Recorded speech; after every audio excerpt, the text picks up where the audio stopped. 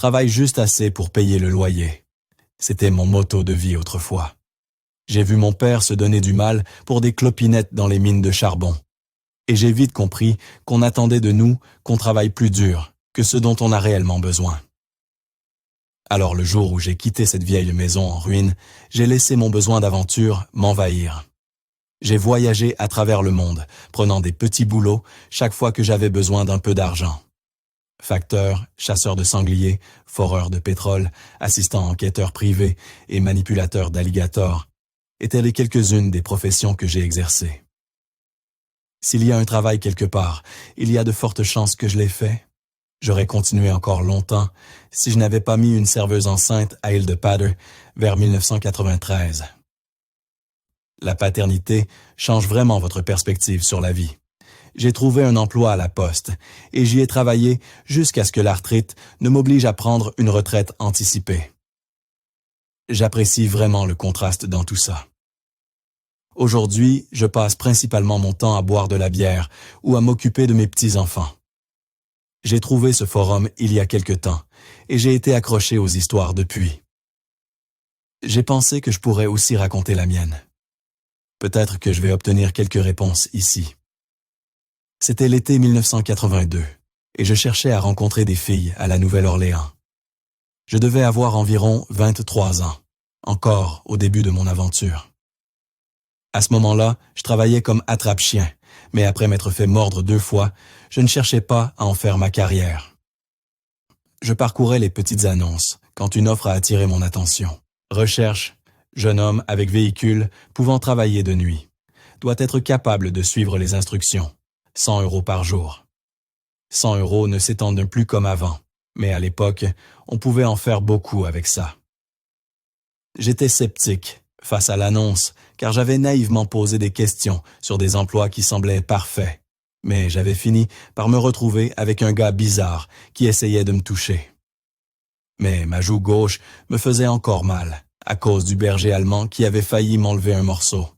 Et ma joue droite était encore douloureuse à cause du vaccin contre la rage.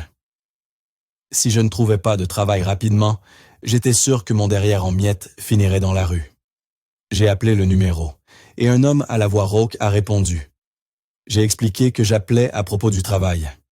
Et j'ai obtenu une adresse où me rendre en périphérie de la ville. Je suis arrivé devant un bâtiment en décrépitude, marron terre, appelé Immobilier Henri Leblanc. Un homme corpulent d'âge moyen a ouvert la porte et s'est présenté comme Hank. « Ça ira, je suppose », dit-il avec une cigarette pendante à la bouche, indifférent aux cendres qui tombèrent sur son polo vert fané. Nous nous sommes assis à une petite table de poker, le seul endroit dégagé dans l'espace de bureau encombré. « Tu as une grande bouche, gamin ?» demanda-t-il, tout en me scrutant avec des lunettes dorées sans monture qui pendent bas sur son nez. « Pardon ?»« Une grande bouche. Tu en as une? Parce que j'ai besoin de quelqu'un qui sait garder sa langue dans sa poche. Je ne suis pas un rat. Quel genre de boulot c'est? » Hank m'a écarté. « Je ne te demande pas de faire quoi que ce soit d'illégal, gamin. J'ai juste besoin de quelqu'un qui apprécie la confidentialité. » « Tu as besoin que je signe quelque chose ou quoi? » Hank secoua la tête, visiblement pas ravi de mon attitude désinvolte. « Je n'ai pas besoin que tu signes quoi que ce soit, juste besoin de savoir que je peux te faire confiance. »« Ouais, tu peux. » Hank soupira et s'affala dans sa chaise. Je pouvais voir qu'il hésitait à me confier le boulot. « Cette cutlass, là-bas, a une radio ?» demanda-t-il, en désignant ma précieuse convertible de 1976 que j'avais garée devant. « Ouais. » « À quel volume ça monte ?» Je souris. « Ça pourrait réveiller tout un quartier si j'en avais besoin. » Hank hocha lentement la tête et se frotta la barbe grise. « Bien. Voici ce que j'ai besoin que tu fasses. » Le travail était étrangement simple. Après minuit, je devais conduire ma cutlass à Metairie, une banlieue de la Nouvelle-Orléans. Je devais prendre à droite sur la 50e rue et descendre jusqu'à la fin de la rue. Ensuite, je ferai demi-tour et je reviendrai. Tout ce que je devais faire était de m'assurer que la musique de ma radio était à plein volume. « C'est tout ?» dis-je un peu incrédule. « Yep, c'est tout. Tu peux commencer ce soir ?» J'ai flirté avec quelques femmes dans un bar à proximité et j'ai réglé mon addition vers 23h45. J'ai sauté dans ma cutlass et je me suis dirigé vers Metairie, sentant la chaleur estivale sur mon visage. Un panneau néon vert indiquant la 50e rue est apparu, et je me suis arrêté au coin pour allumer ma radio. La rue était d'un silence total, et tous les lampadaires étaient éteints, sauf celui qui clignotait à la fin de la rue. En y pensant, c'était peut-être la seule lumière allumée. Toutes les maisons, principalement des taudis, semblaient abandonnées. Certaines avaient leurs fenêtres mal recouvertes de contreplaqué. J'ai allumé la radio, et Rock With You de Michael Jackson a commencé à résonner. J'ai laissé la cutlass descendre lentement vers le bout de la rue, observant les maisons qui semblaient clairement vides. En vrai, que diable faisais-je ici? J'ai atteint le cul-de-sac et ai fait demi-tour pour redescendre la rue. Alors que je m'apprêtais à sortir du quartier, j'aurais juré avoir vu la maison au coin allumer ses lumières.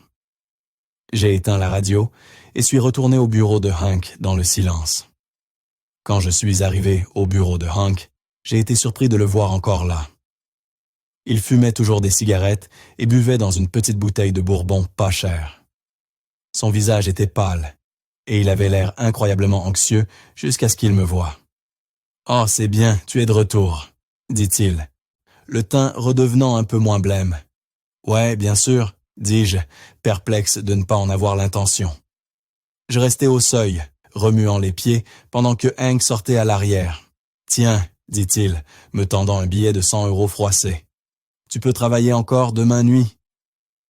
J'ai accepté et j'ai commencé ma routine la soirée suivante, offrant à tous au bar un verre avec ma nouvelle richesse. Le trajet vers la 50e rue semblait plus long que d'habitude, et j'ai raté plusieurs fois mon tournant en essayant de la retrouver. Je blâmais Jim Beam. Après avoir tourné en rond pendant presque 1 heure, j'ai vu le panneau néon de la 50e rue clignoter, et je me suis engouffré dans le coin. La rue était à nouveau silencieuse, et la lumière au bout clignotait sans relâche. J'étais en train de chercher une cigarette quand j'ai entendu un bruit qui m'a fait retourner l'estomac. Ça ressemblait à la fois à un animal qui hurlait et à du métal qui grinçait ensemble. J'ai allumé les feux grands et me suis redressé, mais je ne voyais rien du tout. Puis mes phares se sont mis à trembler avant de s'éteindre complètement. J'ai frappé le tableau de bord et entendu le bourdonnement des lumières se réinitialisant. Me sentant mal à l'aise, j'ai allumé la radio et commencé à passer Physical d'Olivia Newton-John, bien que ma radio semblait plus déformée qu'hier. J'ai commencé à descendre la rue, plissant les yeux dans l'obscurité pour essayer de distinguer ce qui était devant moi. J'ai presque atteint la fin du bloc lorsque le moteur de la cutlass s'est mis à tousser et a ralenti jusqu'à s'arrêter.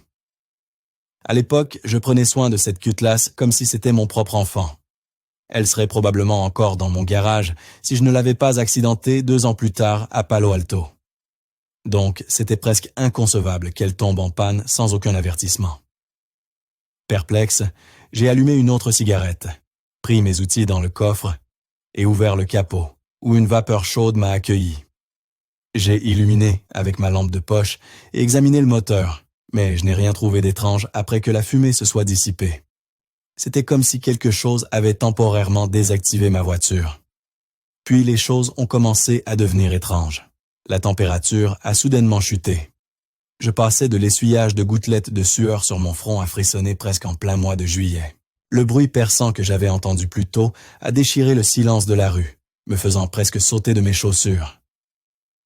Mes yeux se sont écarquillés comme si j'avais l'impression d'être observé, mais il semblait toujours que j'étais le seul dans le quartier. J'ai pris une grande respiration et suis monté prudemment dans ma voiture pour ralentir mon rythme cardiaque. Heureusement, ça a marché, et j'ai filé hors de la rue, ignorant les nids de poules que j'ai rencontrés en sortant. Je suis arrivé chez Hank et l'ai vu faire les 100 pas à travers la fenêtre et murmurer pour lui-même. Hank avait l'air satisfait de me revoir.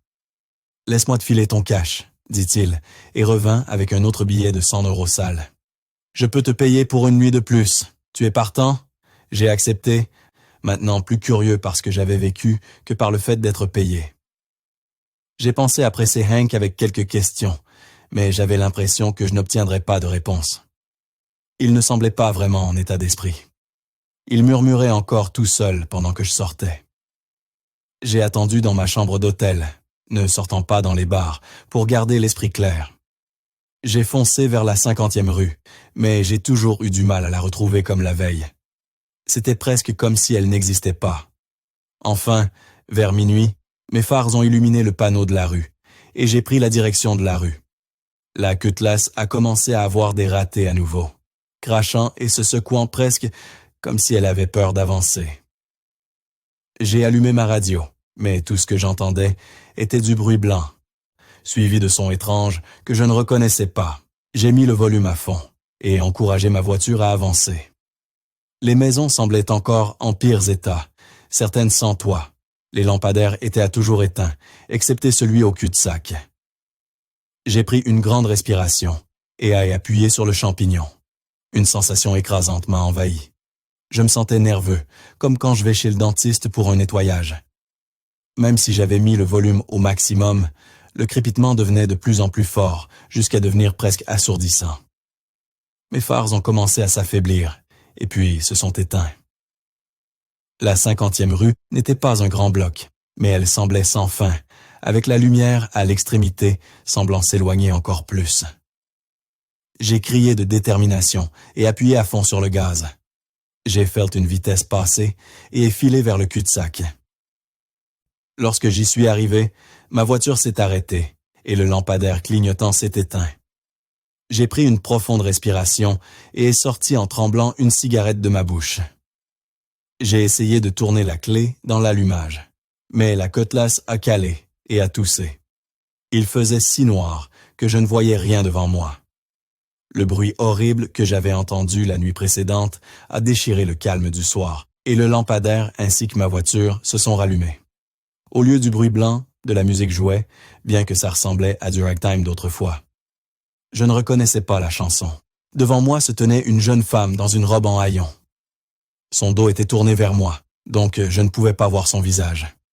Sa tête était légèrement inclinée sur le côté, et elle se tenait stoïque sous le lampadaire. J'ai essayé d'éteindre la radio, mais elle ne voulait pas s'éteindre. J'ai penché par la fenêtre avant et essayé d'attirer l'attention de la femme. Elle s'est lentement retournée, et je pouvais toujours pas voir son visage alors que ses cheveux longs, emmêlés, couvraient ses yeux. Je pouvais voir que sa bouche était souriante, mais cela s'est rapidement transformé en une expression aigre. Elle a commencé à marcher lentement vers moi, puis à accélérer. Je suis passé en marche arrière et ai accéléré dans la rue, mais à ma grande surprise et horreur, la femme a gardé le rythme avec la Cutlass. Son visage était maintenant déformé par la rage. La musique est devenue de plus en plus forte, et je me suis rendu compte que j'allais presque à 90 km/h. Le bruit agonisant me faisait presque saigner des oreilles, et j'ai paniqué en essayant de m'enfuir du quartier. J'ai regardé en avant vers la femme, mais elle avait disparu, et je me suis rendu compte que ma voiture ne bougeait pas du tout. En fait, j'étais toujours au début du bloc, sauf que cette fois, le panneau indiquait 49e rue. Frissonnant, j'ai pris la route lentement vers Hank, désireux d'avoir des réponses. Mais lui aussi avait disparu. Un billet de 100 € était posé sur la table avec un couteau planté au milieu. Un mot froissé disait simplement « Merci, gamin ». Je suis retourné chez moi et suis immédiatement tombé dans un sommeil sans rêve. Je me suis réveillé le lendemain et quitté l'hôtel et suis parti pour la Californie. J'ai passé quelques années à vagabonder jusqu'à ce que j'apprenne que j'étais devenu père. La vie a été floue depuis, mais récemment, j'ai vécu des événements étranges, tous en conduisant. Je me retrouve à prendre des mauvais tournants et à me retrouver sur des rues que je ne reconnais pas. Je conduis dans la rue et il semble qu'elle ne se termine jamais. Quand je réalise que quelque chose ne va pas, je me retrouve là où j'ai commencé, avec ma voiture généralement éteinte. J'ai ce sentiment d'anxiété, comme si j'étais piégé. Finalement, je reprends mes esprits et arrive à ma destination. Mon docteur pense que ce sont les premiers signes de démence. Mon fils et ma fille aussi. Mais je suis encore incroyablement lucide. Je suis inquiet de ne plus pouvoir aller chercher mes petits-enfants à l'école. Donc ce week-end, je retourne à Métairie pour chercher la 50e rue. Je n'ai jamais eu de réponse avant, alors peut-être que j'en trouverai maintenant avec un peu d'aide de votre part. Il faut juste que je comprenne comment fonctionne ce maudit GPS. Souhaitez-moi bonne chance.